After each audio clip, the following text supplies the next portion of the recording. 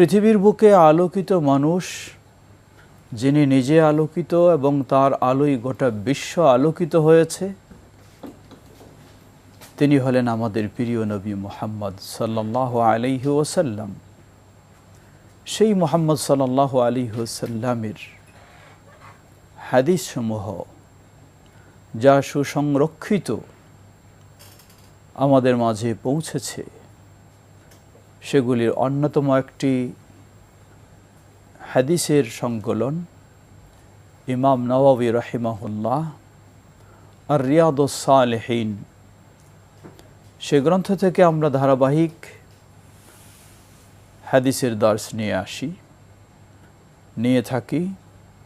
আজকে আমরা একটি অত্যন্ত গুরুত্বপূর্ণ বিষয়ে রিয়াদুস সালেহিনের হাদিসগুলি থেকে দর্শ নেব ইনশাআল্লাহ। লেখক একটি অনুচ্ছেদ নিয়ে এসেছেন, সালাত, জ্ঞানার্জন এবং যাবতীয় ইবাদত ধীরস্থিরতার সাথে এবং গাম্ভীর্যের সাথে হতে হবে। অর্থাৎ ইসলামের সবচেয়ে গুরুত্বপূর্ণ ইবাদত ঈমানের পরেই হলো সালাত। আমরা জানি সালাতে তড়িঘড়ি করে উঠা বসা করে কাকের মতো ঠকর দিয়ে সেজদা দিয়ে সালাত আদায় করা, এটি একটি মুনাফিকের বৈশিষ্ট্য। যদি এটি মুনাফিকের বৈশিষ্ট্য হয়, অর্থাৎ যার আন্তরিকতা নেই, ধীরস্থিরতা নেই, সে যে আল্লাহ সুবহানাহু ওয়া তাআলাকে সালাতের মাধ্যমে স্মরণ করছে, এ গুরুত্ব তার মাঝে নেই। পক্ষান্তরে মুমিনের সালাত হবে ধীরস্থিরতার সাথে। শুধু সালাত ধীরস্থিরতার সাথে হওয়া নয়, সালাতের উদ্দেশ্যে আমরা যাব সেটাও হতে হবে ধীরস্থিরতার সাথে।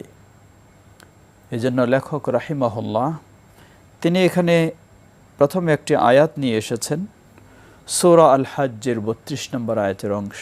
আল্লাহ রাব্বুল আলামিন বলেন, وَمَنْ يُعَظِّمْ شَعَائِرَ اللَّهِ فَإِنَّهَا مِنْ تَقْوَى الْقُلُوبِ।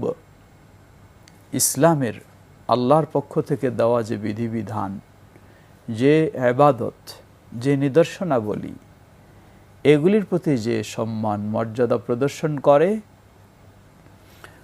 فَإِنَّهَا مِنْ تَقْوَى الْقُلُوبِ, এটা এমনি আসে না। এটা মানুষের হৃদয়ের ভিতরে যে তাকওয়া রয়েছে, সেই তাকওয়ার মাধ্যমে এই সব কিছুর প্রতি যথাযথ সম্মান মর্যাদা প্রদর্শন হয়ে থাকে। অর্থাৎ বোঝা যায় এই আয়াত থেকে, যার ভিতরে তাকওয়া ভালো রয়েছে, সে অত্যন্ত মর্যাদা দিয়ে, গুরুত্ব দিয়ে সালাত আদায় করবে, সিয়াম পালন করবে, যাকাত দেবে, তথা ইসলামের সব কাজেই এই মর্যাদা দিয়ে গুরুত্বের সাথে করবে। পক্ষান্তরে যার ভিতরে সেই তাকওয়ার অভাব রয়েছে, সে তো দায়ে সারা কাজ করবে, তার মাঝে ধীরস্থিরতা না থাকতে পারে বা থাকবে না, এটাই স্বাভাবিক। সে জাস্ট একটা, যেন মানুষ না বলে যে সে সালাত আদায় করেনি, এজন্যই সালাত আদায় করে। এজন্য তার অন্তরের যে একটা ভিতর থেকে এর প্রতি গুরুত্ব, শ্রদ্ধা, অনুভূতি, সেটা থাকবে না। সর্বোপরি এই আয়াত আমাদেরকে শিক্ষা দিচ্ছে, ইসলামের যে কোনো ইবাদত অবশ্যই গুরুত্ব দিয়ে ধীরস্থিরতার সাথে করতে হবে।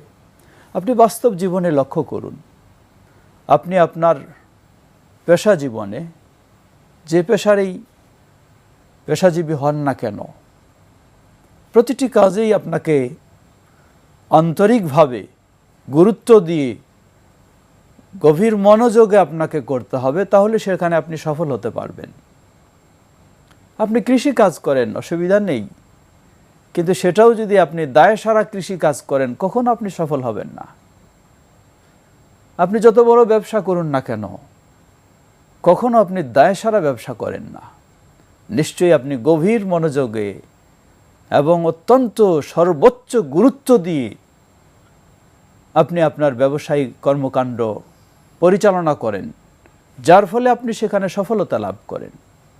আপনি কোথাও জব করছেন, সেখানেও যদি আপনি দায়সারা জব করেন, আপনার ডিউটি পালন করেন, দেখা যাবে হয়তো আপনার চাকরি টিকবে না।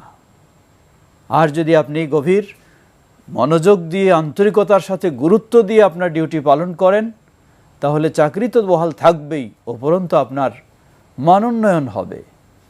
ঠিক একই বিষয় আমাকে মনে রাখতে হবে ইসলামের প্রতিটি ইবাদতের ক্ষেত্রে।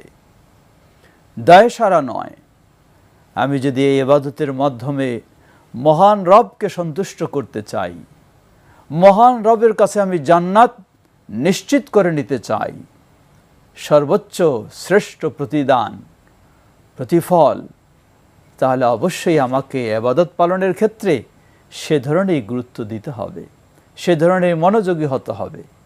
অস্থির হয়ে সালাত আদায় করব, তড়িঘড়ি করে দায়সারা কয়েকটা সেজদা দিয়ে আমি শেষ করে ফেলব, তাহলে এই সালাত দিয়ে তো আল্লাহকে খুশি করা যাবে না, এই সালাত দিয়ে তো জান্নাত লাভ করা যাবে না, এই সালাত দিয়ে নিজের জীবনের উন্নয়ন আশা করা যায় না। সালাত যেমন, ঠিক ইসলামের প্রতিটি ইবাদত।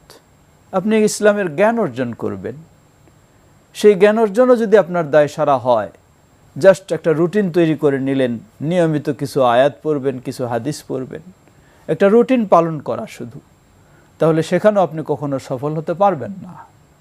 সেই জ্ঞান অর্জন আপনার হতে হবে ধীরস্থিরতার সাথে, বোঝার মাধ্যমে, আন্তরিকতার সাথে, গুরুত্বের সাথে, তাহলে আপনি শিক্ষা নিতে পারবেন। সেই শিক্ষা দিয়ে নিজেকে আপনি আলোকিত করতে পারবেন, না হলে কখনোই সম্ভব নয়। অটোমেটিক বিকাশ করতে সেট করুন অটোপে। বিকাশ থাকলে আর কি লাগে।